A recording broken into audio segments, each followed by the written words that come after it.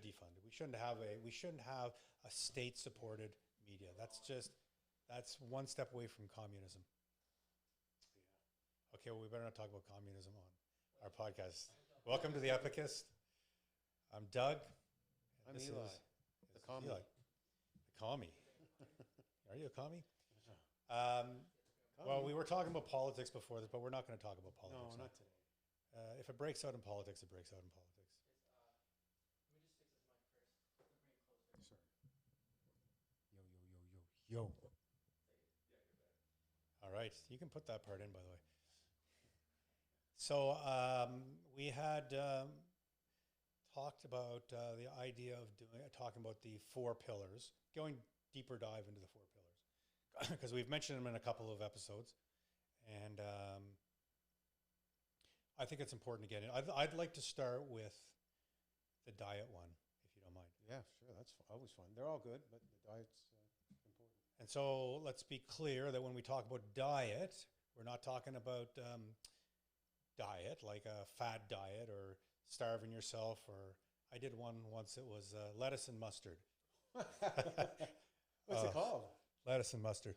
Oh, I don't know. It was, when I think about the things, I was young. Serious? Yeah. I was in my teens, but I think about the things I did to get lean, which were just devastating for the body. So we're not talking about those kinds of, my mom's done like. But it's good to make that distinction though. Let's talk about, let's list my diets. mom, by the way, my mom's done like a cabbage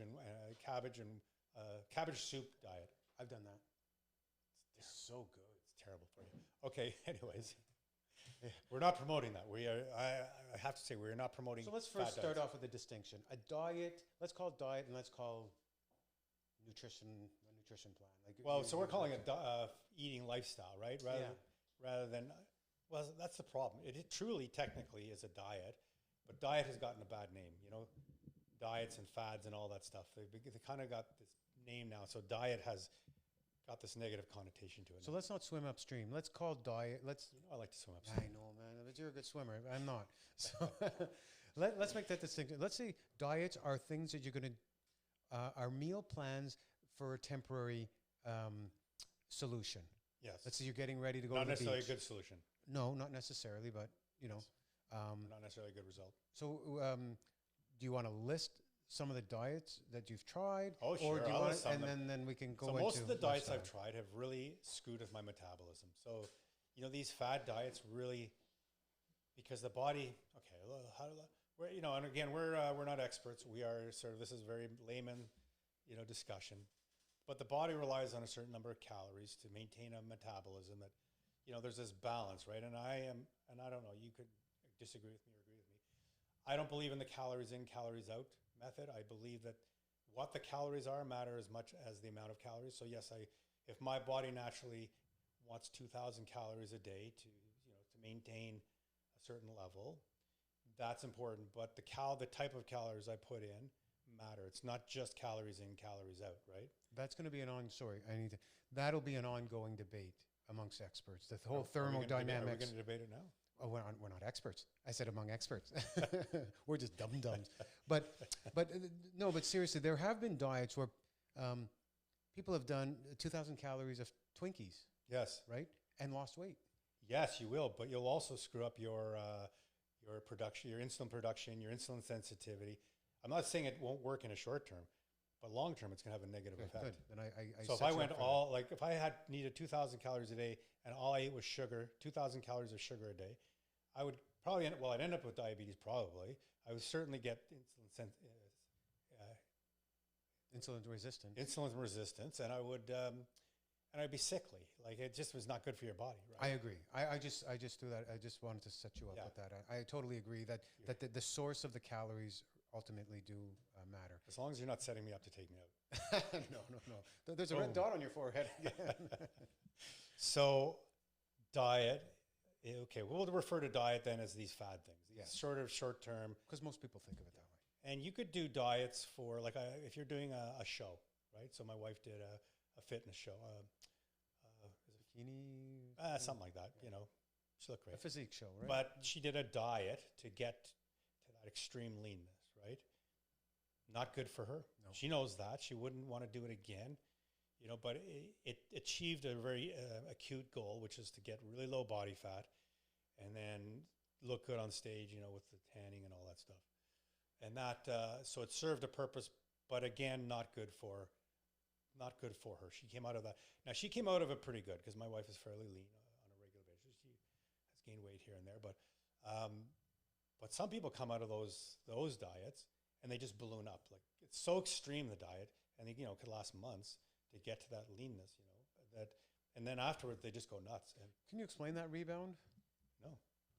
no, I think it's psychological. It's like, you starve yourself basically of anything enjoyable for months, and then you just binge. And it's like, they wait. Look, so my wife had a cake waiting for her. What was that? The fruit bouquet and all that stuff. Prearranged for the night after.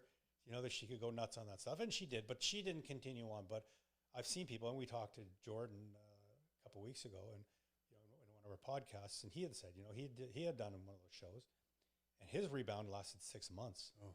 And he had put on, and I remember saying to him, because I look up to Jordan as an athlete, and I said, you probably should stop. Like, your rebound's gone along. He put on weight. Like, he actually had fat.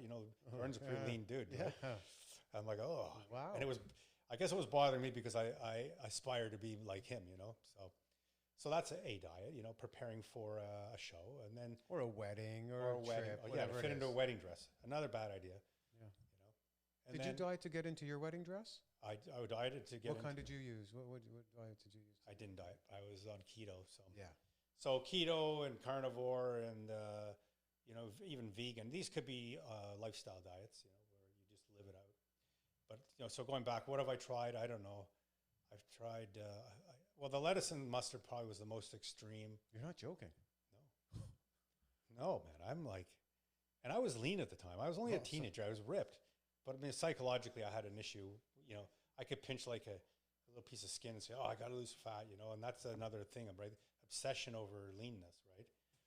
The leanness that you see in models and in fitness shows, these are not, for the most part, for 95% of the population, are not maintainable. No. Not healthily maintainable. They're, they look great, but they're not. When you see a picture of someone who just came out of a fitness show, then they'll do like a photo shoot, and so they look unbelievable, but they don't look like that a month later. And it's not healthy to try and maintain that. No, and I think the goal should be. I think part of this discussion should be finding a meal plan, or whatever foods that you can sustain on a regular basis, and and stay lean. Get lean and stay lean. It just takes a little longer. Yeah. My mic messed up? No, mine was. So that's these fad diets and or goal diets to make a show, or to fit in a wedding dress, or I'm going down south. I think we've kind of grown and learned from. I don't know if you've done crazy diets. Yeah, not mustard and. You should try it. It's really. I love mustard. It really has zero nutrients, like absolute zero. I don't know if the mustard seed has any. It may have a little bit of nutrients, but lettuce has. I don't know. Yeah. Maybe the nitric oxide from lettuce, but. Yeah, I've tried stuff, but not so hardcore. But yeah. I prefer that consistent route. I just. So I grew up with a thinking. I was chubby when I was about 13. I didn't know that. Oh yeah, I have pictures I should show you. Yeah. And so I was a little chubby boy, and people teased me. So I grew up with this real image of being fat. And even when I got into my teens, I just stretched out and I leaned out. I was actually pretty ripped, and I remember when in my early 30s, I was playing soccer, and I think I measured at 7% body fat without trying, So that was not a diet. That wasn't diet. That was just. What would that be from?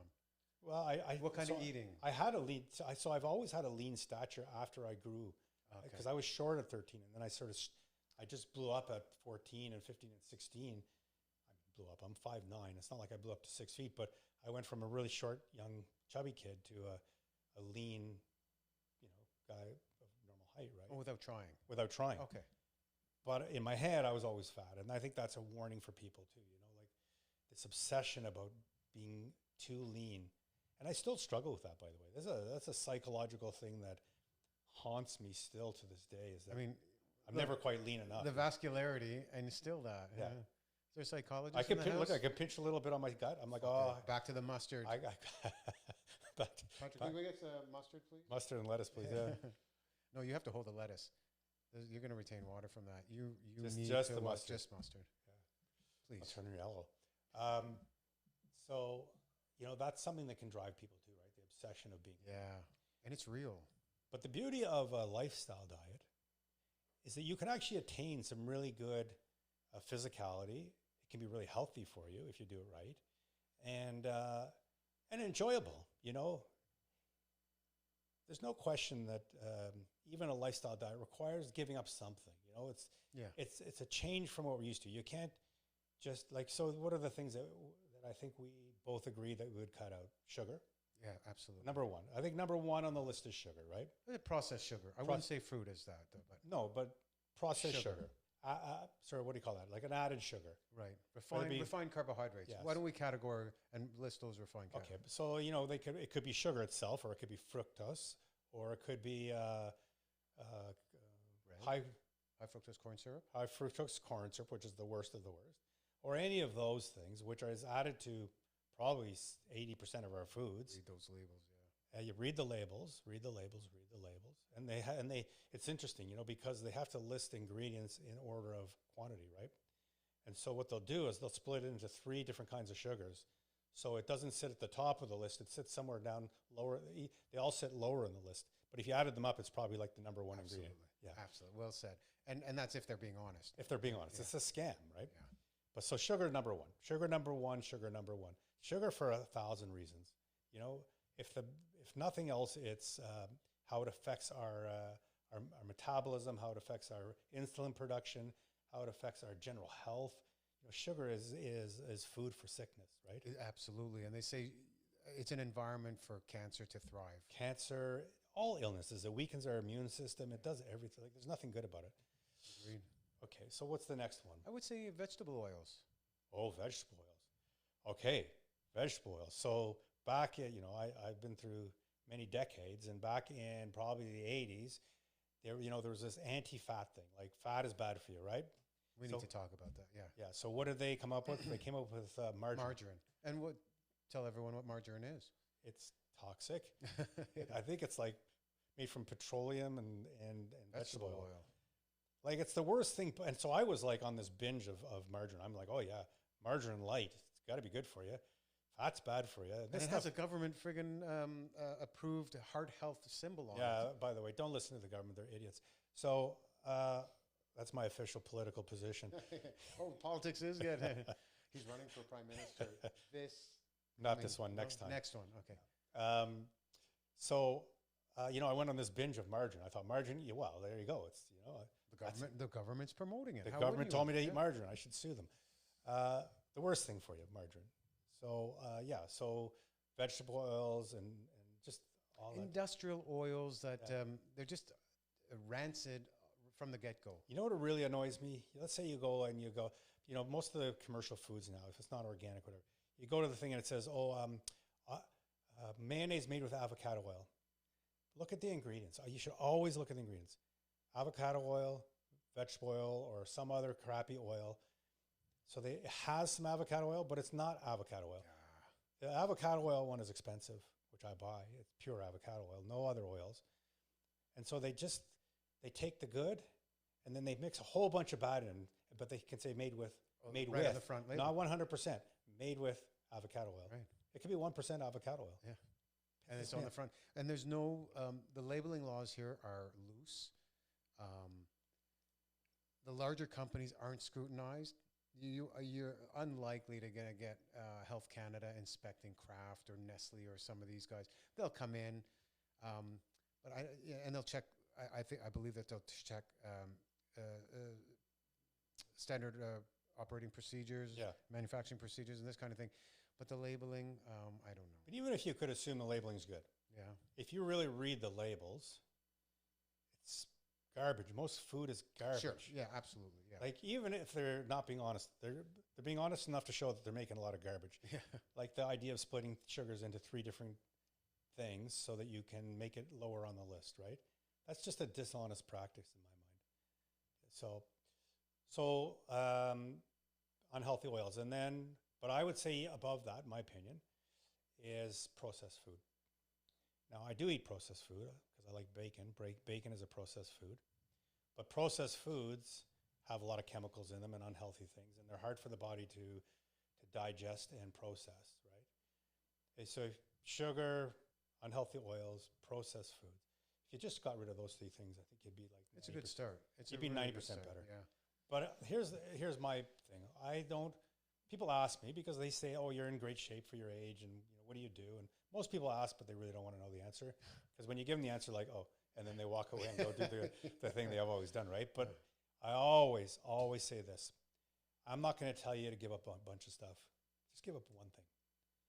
One thing. Start with one thing, because this is the process of creating a lifestyle diet, Exactly. Something as opposed to a diet. It's like you give up one thing, and that's the one thing you've given up now. And in 2-3 months, once you've learned that you don't need that thing anymore and you don't want it, now give up something else. Process of elimination, right? Give up something else. Okay, and you do that for 2, 3, 4 months.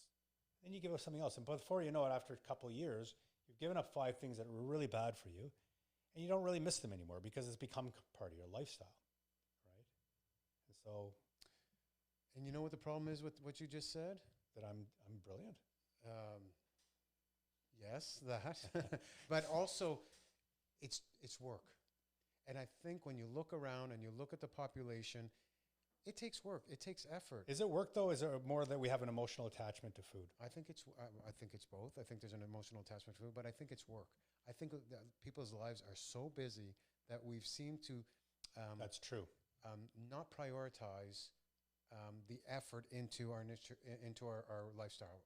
Okay, yeah, lifestyle. Perfect example. Actually, I'll give you an example. When I shop, no matter where I go, I always look at the label now. I never used to look at the label. Oh, it said keto. Okay, I'll take it. Yeah. Nope. Let's have a look. Let's see what kind of keto this is. Because keto doesn't mean healthy. Keto just means low in net carbs. Right? And it's not always low in net carbs. The people even putting if it was, people on the... Okay, even if it was. Even if it was, the ingredients isn't necessarily good for you. Right, exactly. Well, you could put aspartame, which is toxic and a toxic chemical, in food and call it keto because there's no sugar. But that doesn't mean it's good for you. But you see, that's a lot of work. That's diet soda is not good for you, but it's keto. But it's diet too, like 0 That's right, calories. It's diet. Sure. But it's toxic as hell. Yeah. I did a detox. So I used to drink dyed ginger ale. It was one of my favorite drinks. This is many years ago. Many years ago. Canada Dry was a specific brand? I'm not going to advertise, but I don't know. Nice. I think I just got the cheapest one, maybe PC or something. But I would drink about a half a bottle of the big bottles a day. Yeah. No calories. I thought this is great for me. One day I decided to do a cleanse. And the cleanse, you got to eliminate all these things, and you're just taking this, whatever it was, the greens and all that. The first 3 days, 4 days, I had this wicked fever. It was almost like I had a flu. I had like a fever, the shakes, my bones hurt. I was like, what the hell's going on? I thought this detox was supposed to be good. Well, I looked it up, and aspartame, it stores in the brain. This chemical stores in the brain. It's carcinogenic. Oh, good to know. And it stores in the brain, and you actually detox from it when you stop taking it. So I was detoxing from all this aspartame. Yeah. Of this toxic chemical that was sitting in my brain. You know that shouldn't have been approved? What did I... and they replaced it with another one, by the way. Either sucralose or aspartame, asulfame, potassium. Yes. They gave it another name. Yeah. It's 10 times worse. It's a different... You know who owns that? Monsanto. I don't want to say it because they could sue us. But fucking, they could shoot us too. That's right. Red dot on his forehead again. That's an evil corporation. That's all I can say on that. Yeah. That's just my opinion. No, I mean, I think it's the opinion of many well-informed people. Yeah. So where were we? I kind of got off track. Just because it's foods. Yeah. So I read all the labels now. You're right. It's work because I spend the time, and if I forget my glasses and my son's with me, I say, well, "Tell me what's on the read the label for me, son." Yeah. And so it is work. It takes time. It does. But boy, do you ever feel good after? No. I guarantee anybody who likes sugary stuff or doesn't look at the labels and doesn't realize they're taking in a lot of sugar, if they stopped taking sugar, they would feel so much better, so much more energy. They'd lose weight. And the goal shouldn't be to lose weight. The goal should be to be healthier. And maybe we should talk about that. What is the goal? I don't think the goal of a diet, a lifestyle diet, should be to lose weight. I think the goal of a lifestyle diet should be to feel better, be healthier. The net result will probably be loss of fat, increase in muscle, general feeling of well-being.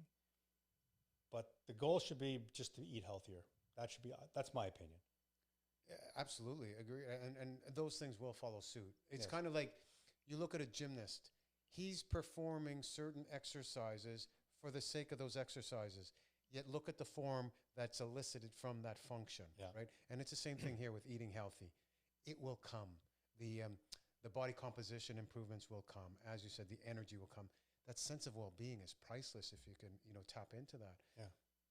Problem is, again, it's work, but it's so worth it. And I think just people have to shift their priorities. I mean, the way society. Well, we have an epidemic of obesity in Canada. really It didn't is. used to be. It was in the States. That was obvious. I don't know if you've ever been to Disney World.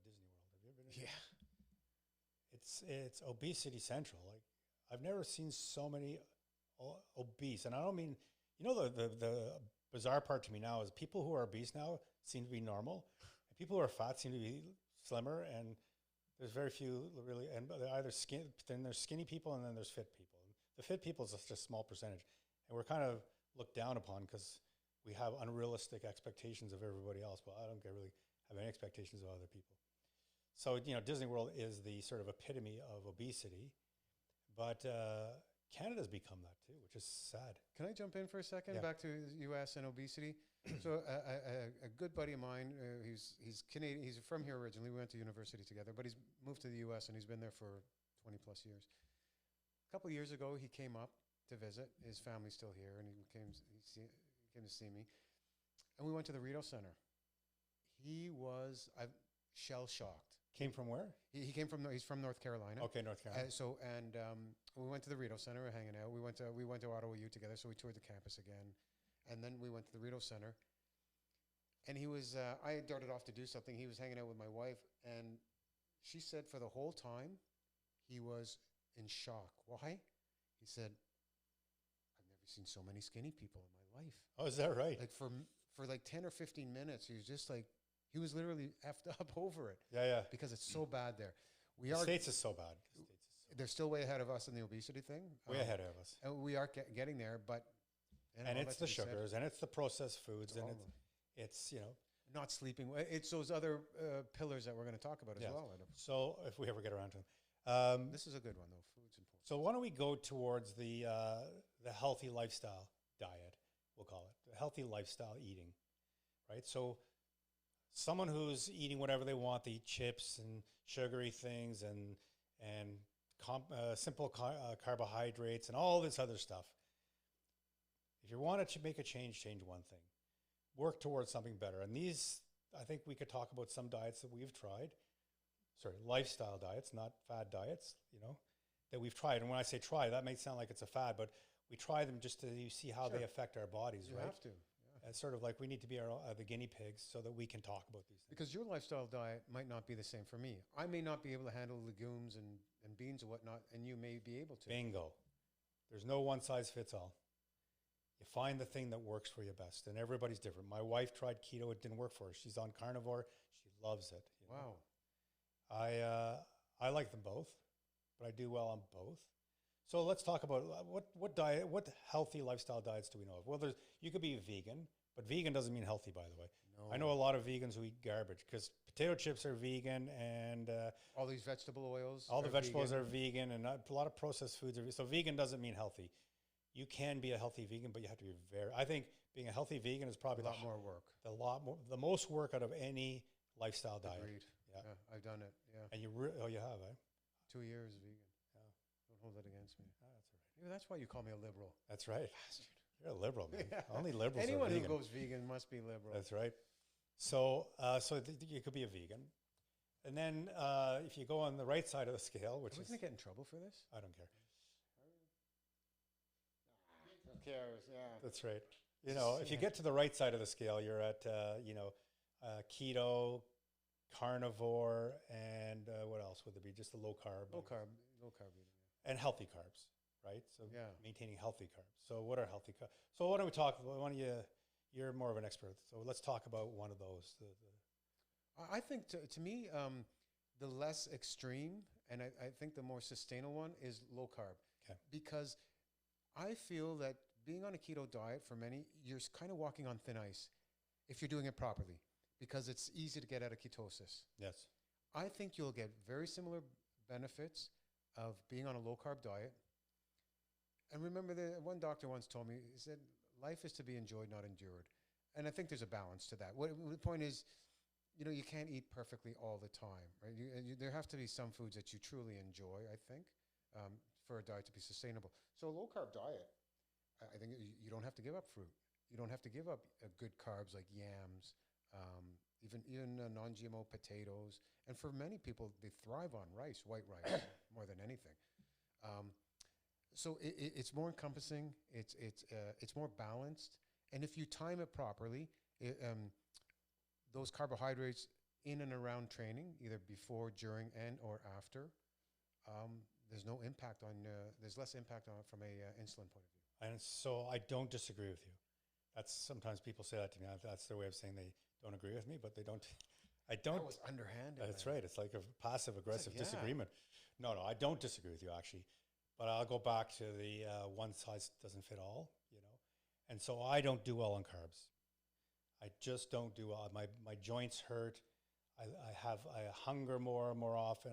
I have less energy. Even if the carbs are controlled. Even if the carbs I don't do well on carbs. Okay. Yeah. And so on like I can do well on the keto diet with like greens and stuff, but on the general carbs, even if they're healthy carbs, I don't do well. And so I think I shared this in a previous episode that when I fought, my trainer wanted me to go back onto carbs. I was on keto, and he said, I want you to go back on carbs. And so I went back on carbs and healthy carbs, brown rice and whatever, blah, blah, blah. And I gassed out really quickly in the fight. Oh. And I think it was because my body was starving for, more energy. And maybe I didn't know how to get back on carbs properly, and I wasn't doing it quite right. Did you have it long enough, though? I think we did it a month before. I don't know. But the point is that I don't do great on carbs. I have been on keto before the fight and ever since after the fight, at least keto. And I do extremely well. Again, my wife didn't do well on keto. It was not a good diet for her.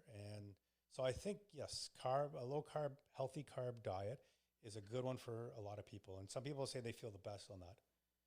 But that's not for everybody. And I think it's important to try these different lifestyle diets and find the one that fits you. So like I said, my wife's moved to carnivore, mostly carnivore. It's a modified carnivore. She has fruit in the morning, I think a small amount of fruit, and that works for her. And then she has her carnivore the rest of the day. And carnivore is, like it sounds, it's meat. It's meat only. If it flies or swims or walks, you can eat it. Unless plants walk, then you can't eat it. But, if it flies, swims, or walks, you can eat it. And that's probably a challenging one in many ways. Simple in some ways because it's just meat. It's challenging in other ways because going to a restaurant, it's quite the discussion with the server, trying to explain to them. Yeah, I'd like a steak. Okay, great. What sides would you like? I said, no sides. How about vegetables? I said, unless your vegetables are made out of meat, I'm just eating meat. Okay, do you want fries with that? Nope. How about a salad? No, unless your salad's made out of meat, I don't want meat. Didn't you order bacon on the So side? I said, why don't you give me a bacon side? They said, okay. Yeah. So now I get I go to Moxie's, with the staff and stuff. And the waitress the server recognized him. She goes, steak and bacon? I said, yeah. Yeah. So it's challenging in that sense. And, if I eat a bunch of meat for dinner and I want a snack later in the evening, well, I got to eat meat, and so it's like, more meat. So I really struggle with that. So I'm kind of aware of the thing that you coined, ketovore. Ketovore. I stole that from someone. Oh, did you? Okay. Full disclosure. Ketovore, where sometimes I'll be into keto, but I'm always at least keto. Like that's sort of my baseline is keto. And again, you hit it. It's an individual thing. Yeah. And so keto is, correct me if I'm wrong, it's high fat, healthy fat, not any fat, high fat, moderate protein, low carb. The one thing since I tried the carnivore diet is I don't eat vegetables anymore. and which is weird. It's weird as hell because, you know, we're raised, you got to eat your salad, and I love salad, but I don't eat salad anymore. And the one thing I find with the carnivore is I'm not bloated. Yeah. You know, all the bloating's gone. If I had a salad and I get bloated and tired. I'm not bloated, nor am I tired after a meal.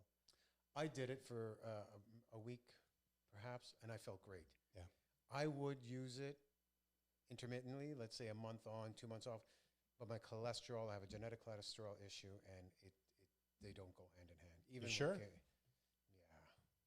So I just did, you know, my blood tests. Yeah. So I've been on keto, Mostly ketovore, though, mostly carnivore. Carnivore. Mostly for, carnivore, what, but 6 on months? one day every week I go keto. Like I'll just have a bunch of keto snacks on a Sunday. Sunday's my day. Yeah. And I got tested. My levels did go up, but admittedly, I was also doing RAD 140. RAD 140 is a SARM for building muscle, and I was doing RAD 140. And RAD 140 is known for? It'll crush your cholesterol. Yeah. Your good cholesterol and increase your Yes. LDL. Yeah. So I've since quit 3 weeks ago. So I'm going back for blood tests in about another week to test my lipids and just to see if, you know, my cholesterol comes back. It was still always, the last time I checked it was just above normal, but it was nothing like a point above or something like that, like a half a point. Oh, after all that carnivore? No, no. I mean, before the carnivore. Sure. But I don't think it's about the carnivore. I will see. I got to go Be through. open about that. You never, yeah. So I was taking the RAD 140, plus I had stopped taking my niacin regularly. My niacin was the one thing that brought my cholesterol down to a normal level. And I won't get into why the doctor didn't think that would work because he's an idiot. But and you know what I think about doctors, most doctors.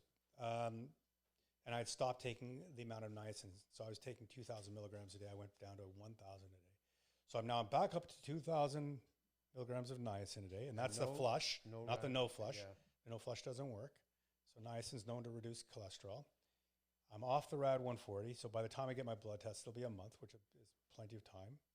And still on the carnivore, ketovore, or whatever. And so I want to see if my levels come back to where they were prior to carnivore. I'm friggin' so curious about that. This is a good experience. And I'm glad that you're being systematic about it this time. You know? Yeah, because you know I'm not systematic. No, I'm like, need a shotgun. yeah, I'm like, jump off the cliff and see what happens. Yeah, everyone brings a knife to a fight, and you bring a friggin' shotgun. A machine gun. Machine gun, yeah. The shotgun's just in the back. That's right. Yeah, that's a backup. Yeah. So, yeah, no, this will be interesting. And I think when you get that, I think we should report back to our viewers. Yeah, so I don't know my levels right now off the top of my head, but I will do a comparison. If they're still high, with going back to my routine, with getting off the RAD 140, and I'm on carnivore, then, it's a statement to me. Okay, I got to get off carnivore. I'll go back to keto because they were good on keto. While I was on keto, that's when my levels went down to almost absolutely normal. You know, so okay, yeah. So that's good. That's interesting. But you could still probably do carnivore as a fad diet, or 1 month on and 3 months off, sort of thing, because the benefits are amazing on. The benefits are amazing for the gut. Yeah. The benefits are amazing leaning out if you want to lean out. For me, so many issues. So I've heard it reduces anxiety, like amazing stuff. Well, we talked about the fact Jordan Peterson and his daughter Mikhail, I think, are both on carnivore, and they both had a lot of ailments, and it resolved their ailments. My wife, who's got GI tract issues and gut issues, and always has her whole life, went on carnivore, and it's pretty much resolved the whole thing. Amazing, yeah. So there's something to it. There's no doubt about it. Now, the one thing I find when you start carnivore, it has the opposite effect what you might think it has when it comes to stool. Do you want to say what that is? You have to be near a wash. You have to be near a bathroom. I mean, stuff is just flowing through you like you just drank a cup of Drano, It just comes out of you. And it's weird because it's the opposite of what you think, oh, I'm just going to eat meat. I'm going to get plugged up. Yeah, backlogged, It's not, there's no backlog. You wish there was a backlog. I was working out with my son. Wish there was a backlog. Yeah, that's right, a backlog. That's right, a log that was back. I was working out with my son, and I'm like, he says, let's do another set. I'm like, oh, if I do it, I know I got to go to the bathroom first. I just sharted. It's going to come out, And I've woke up in the middle of the night on carnivore and like, oh, I got to go, And what's my explanation? That happens to be without carnivore. Nice. Age? You just have, you're still. My O-ring needs to be tightened. I don't know, yeah. Too much information? Yeah. So I do still, now that I've been on carnivore, ketovore for a number of months, probably 8, 9, 10 months. Well, It was for Easter. It Easter. started with Easter, right? You did it as Lent. I did the opposite of most people for Easter. I gave up Yeah. vegetables and I ate meat as opposed to giving up meat. I love it. Yeah. And so now I find I'll take fiber like every few days to clean me out, you know. So and my fiber, I take inulin, inulin, which is a healthy fiber. It's from artichokes and other things. Chicory root. It's sweet, actually. It's a sweetener. You can use it as a sweetener. And it's healthy for you, but it's really powerful. It's a prebiotic, so it helps your gut flora. Yeah, it's good. It's a healthy, it's not like taking some fiber just to clean out. It's like a healthy fiber. Yeah. I'll just throw it in one of my drinks and drink it through the day, and then it cleans me out. So I like to do that just to make sure that there's no residual. And like I said, carnivore works for my wife, a modified carnivore. Carnivore and keto work for me. What about you? Like, I know you've sort of dabbled in the carnivore. I've dabbled in the keto. And the problem is my cholesterol. Yes. And so what if I can prove that carnivore doesn't affect cholesterol negatively? What it did for me. There was no other. You didn't make any other changes? No. Whatever I was taking, supplement compound wise, was all the same, and that's why I could. And I've been there before. I went down that route, and the same friggin' result. I wish it didn't. I feel great on carnivore, on keto, and I feel great on carnivore as well. I wish I didn't. Now so for me, it's low carb, and I think for a lot of gurus and experts in this space, in the wellness, health, and diet area, almost all of them push a low carb diet of some kind. Yes. Controlling which is the opposite of the Canada Health Guide, which has all the carbs that's the most you should take, and then all the healthy stuff is at the bottom. Called the Canada Toxic Guide. Yeah, that's right. It should be called that. It's very industry driven. Yeah, absolutely, and they've proved it. Yeah, they've proved it. I mean, big players with big dollars behind them are influencing these things. How much will it cost to get my product at the top? Yeah, and who suffers, right? Yeah, us little peons at the bottom of the totem pole. I don't know if we're right at the bottom. We're not. We're in the middle. We're in the middle. So, yeah. I wonder though. I say that. I say low carb is the thing for me. I know that it works great. There are people, there's something called the vertical diet, and it's a lifestyle diet that is probably 60% carbohydrates. And I've seen some amazing results as far as body composition and energy and that kind of thing. So and again, I think it's very individualistic. It really is. You know, it's like, it wouldn't work for me. I can't do that. It wouldn't work for me at all. It would be the worst thing for me. But I know for some people, higher carbs just gets them fired up. It's great. They feel amazing because everybody's body is different. We are so designed so differently, you know. And I don't like when people preach a one size fits all. Like, do this. That's this is the thing. Sign, yeah. I think what they're talking from is their own experience, and they believe, oh, that's got to apply to everybody. Because it works so great for me. It doesn't apply to everybody. What applies to me doesn't apply to. So apparently, well, I don't know. Maybe carnivore doesn't affect my cholesterol. Maybe it does. Maybe I got to get off of it myself. We're going to find out. Yeah. We're going to find out. Let's say it does. It didn't. Okay, well, so it's good for me, and then it's not good for you. Exactly. And, so on and so forth. So those are lifestyle diets, and I think that, people can kind of do it on their own if they want, just by cutting out one thing and sticking to that for a while, and making that sort of a habit. I no longer eat sugar. I look at the labels. I try and find stuff without sugar. And do that for 6 months, Do it for a year. I mean, if that's the only thing you ever did in your life, you're miles ahead, right?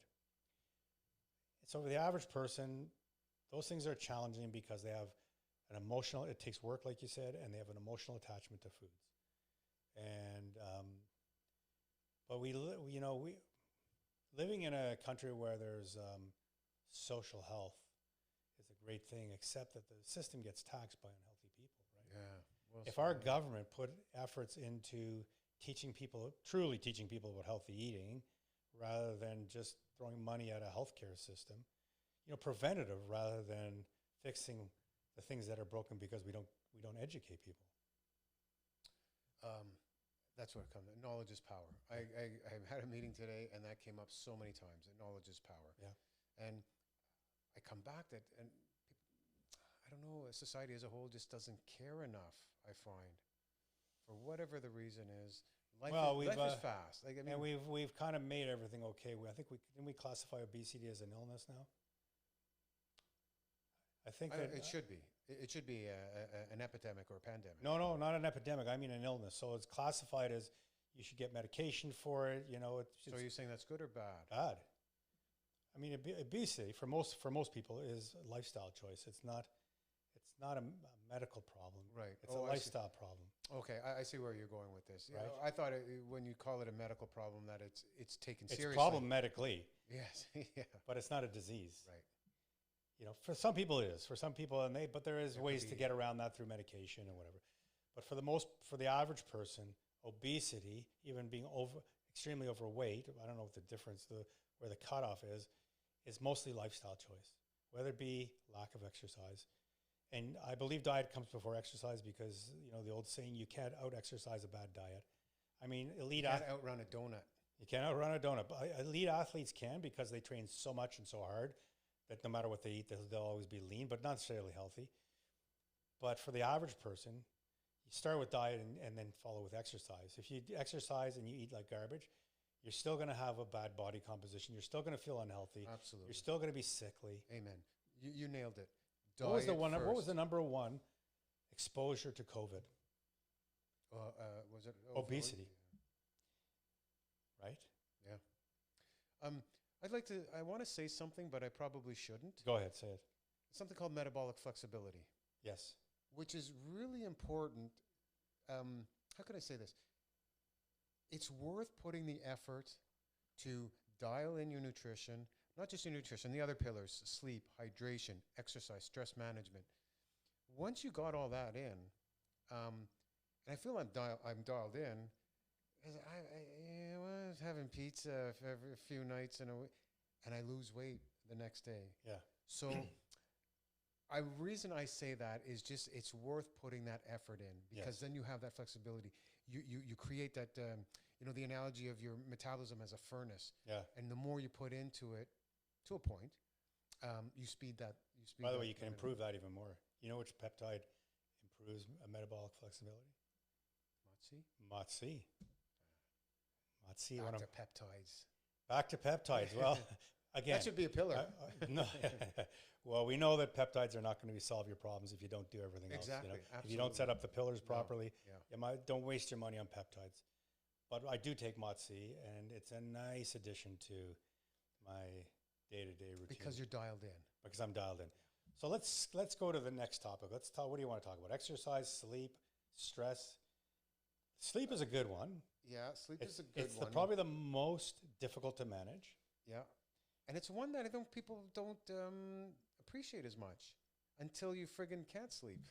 My wife appreciates sleep. She loves sleep. No, but I mean, I think a lot of people are happy with the sleep that they get, even if it's not ideal. You know, to go to bed, let's talk about sleep and how to get proper sleep. To go to bed at the same time and wake up at the same time, roughly. Yes. There's a half an hour allowance. You know, And there used to be a belief that it needed to be 8 hours. And then they sort of said, well, somewhere between 7 and 9. And I think you can get 6 hours. Everybody's different, right?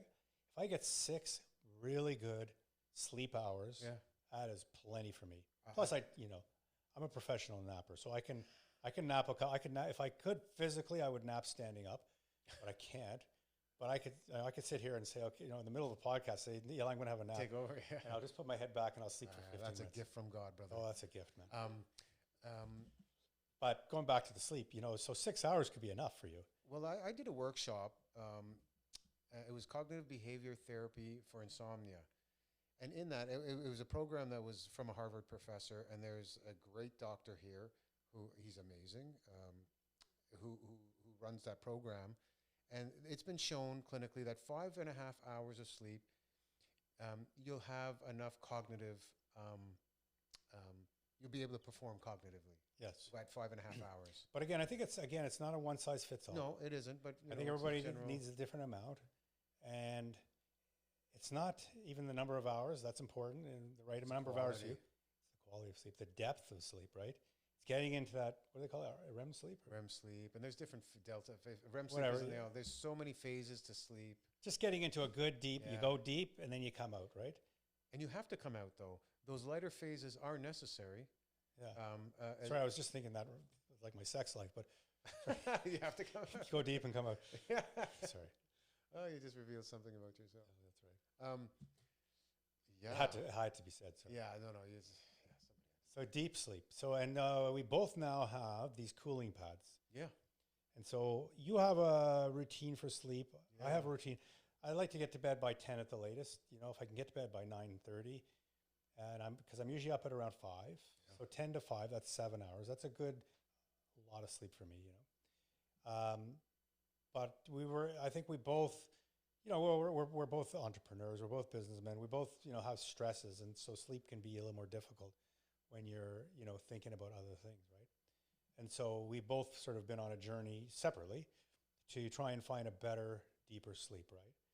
And so there are peptides we take, back to peptides, but there are peptides we take that Can help. encourage deeper sleep.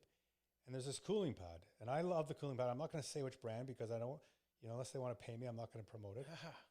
But that's changed so many things for me. One of the ones I had broke, and I had to send it in for repairs, and it took a month.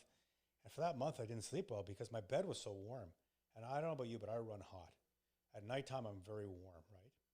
And so the beauty of this is it's basically a mini cooling unit that cools water, and then it runs through little mini tubes. You don't feel them it sits underneath your sheets, and you don't really feel it there. They have a new one, by the way. I'll tell you about it. I might want to buy it.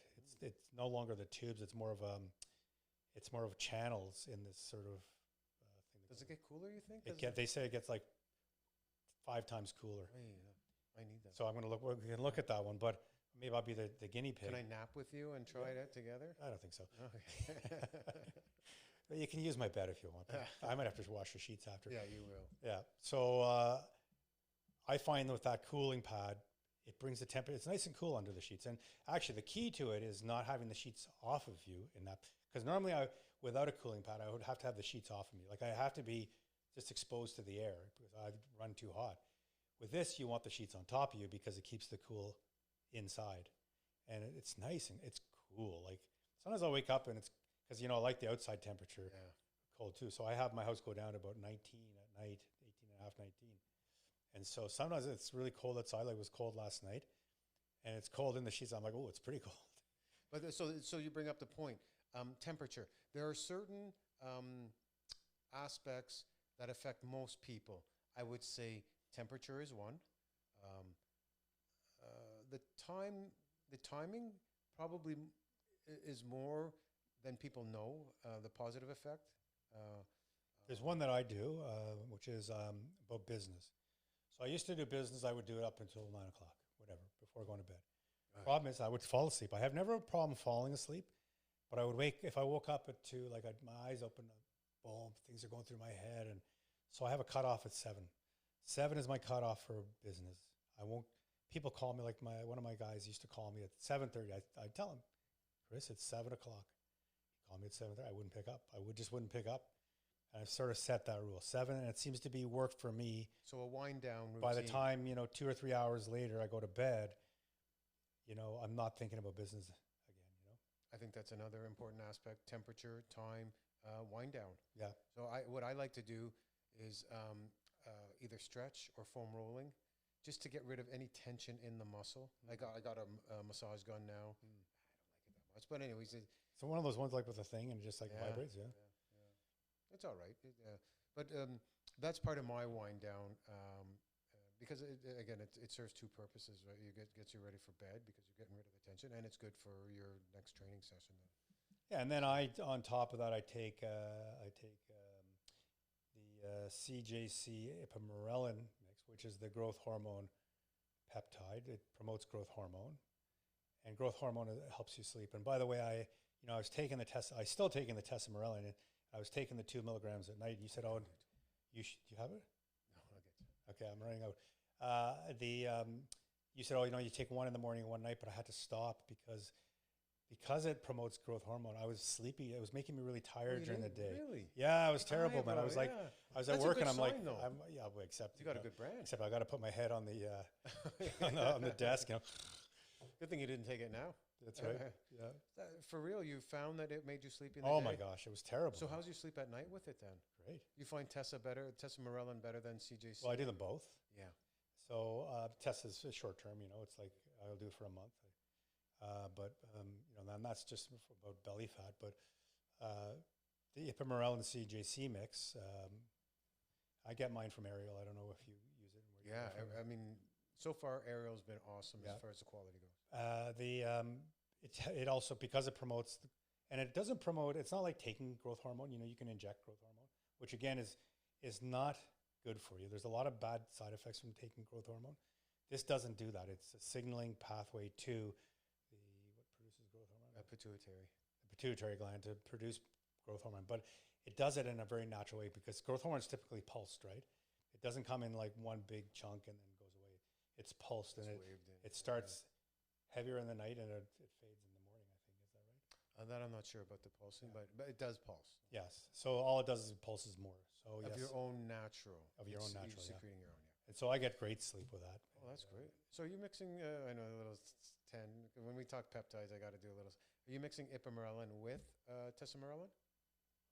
What's your combination? Ipamorelin CJC in one vial. Yeah. And then, so I take 200, I can't remember. I take 10 units of that. And then I don't remember how much milligrams it is or micrograms. And then I take, now I'm back to 2 milligrams of the tessamorelin. Are you taking tessamorelin at night? Yeah. Okay. With the ipamorelin Yeah. and the CJC? Yeah. Again, I'm only going to do it for a month. It's got a goal in mind. Just about a little more leaning out, from my childhood and still thinking that I'm fat or whatever, You know what I'm saying? But that's another thing I add to get a better sleep. Yeah. And so for the most part, unless I'm, and sleep is so hard to manage because if you're stressed, so, I got some personal issues going on right now and they tend to affect my sleep. So, I've been waking up at 2:30, 3 in the morning. And once I'm up, I'm thinking about this stuff. It's not that I couldn't sleep more, but I'll lie in bed for half an hour to an hour thinking about this stuff. And if I can stop and pray it out, which sometimes I'm able to, I'll fall back asleep. But then sometimes I'm like, so this morning I was up at 3:30. I'm like, I can't sleep. And so I just start my day at 3:30. It's not the end of the world, but I definitely need a nap in there. So, all these things that we do to get better sleep aren't going to combat all, stressful thoughts. No, they're not. So that brings us to another component to good sleep is managing stress. Yes. They're kind of one and the same. But sometimes managing stress is difficult. I mean, the stress that I'm facing in my personal life, I have no control over. It's tough. The control I have is prayer, right? Going to God and asking Him, just having a conversation with Him. Because when I do, I lose focus on the problem and I focus on the solution, right? And but I don't always do that. But yes, managing stress is important, but not always doable. There's a lot of external factors that, it's not eliminating the external factors. It's somehow managing how my brain works around those. It does, yeah. I mean, studies show that if you're able to do some of these, let's call it meditative, or in the sleep clinics, they call them, what's the term now? They don't call it meditation, but a non-sleep deep rest. So it's a form of guided meditation, lots of science behind it to show. And what that does is also, one of the things that it does is helps to slow down the rate at which bad information gets to I hate this word, I always pronounce it, amygdala. It's a component of the brain that makes you react. So if you could slow that down, and these, certain meditative techniques help to slow that message down. The other method when I was getting counseling once, my therapist said, you breathe heavy. And so she taught me how to breathe through my nose. Just slow down my breathing, and because I didn't realize I used to take a lot of short, fast breaths. Yeah. And I just learned I try and just slow my breath down. That's huge, though. I mean, and breathing in through the nose, of course, enhances nitric oxide, which is also good for relaxation and many other things. Some people know the big thing is mouth taping. Have you heard about that at night? Yeah, I heard about that. It doesn't sound right. A buddy of mine does it. Only mouth taping should happen is in a kidnapping or something like that. Didn't it tape your wife's mouth? Is that, oh, and man. you get Oh, the man. benefit? Oh, man. I ain't going there. I'm not saying you specifically, but No. generic. I love my wife, so No, I know I you love do. what she has to say. Yeah, well, I think a little bit of tape for some women. Is that a So, chauvinistic thing, or is that like too 80s? yeah, People don't even say male chauvinist anymore. no, What is that? Misogyny. misogyny is Is the that new thing. same Yeah. So I try and manage my stress. You try and manage your stress. Different techniques. We have these things we add to, stopping work, sleep, the cooling pad, the CJC pamorelin mix before bed, epitalin as well. And and then just prayer too. If I wake up, I am thinking about something. I try and pray it out. If I can, I get up. Yeah, I think that's the other thing. Don't stay in bed too long. Like That's paramount, actually. so I'll stay for half an hour, maybe an hour, trying to fall back asleep. If I know that it's a lost cause, I'll just get up. So science shows, back to that program that I did, 20 minutes you should get out because it will affect your sleep. An hour's too long. Yeah. I'm a very patient man. Yeah, you are. Come on, Lord. You can get me back to sleep. Come on. I'm waiting. I'm waiting on you. Yeah. So those are two really important, three actually. We covered stress. We really didn't get deep into stress. Pick up on stress, yeah. Sleep, which is so important, and healthy eating lifestyle, Yeah. Diet, the healthy lifestyle diet. And, these are all kind of, we've kind of just covered the surface. But what is the fourth one again? Exercise? Exercise. Oh, yes. Our favorite. Yeah, I think that one, maybe we'll get back Jordan Rogers on. Yeah, that'd be fun. And we'll talk about specific exercise and what it does for the body. And Jordan's company is? Mighty Maestro Fitness. Thank you. Yeah. So I think that's our show for today, and great conversation. Thanks, Eli. It's always great, Doug. Yeah. Okay. All right.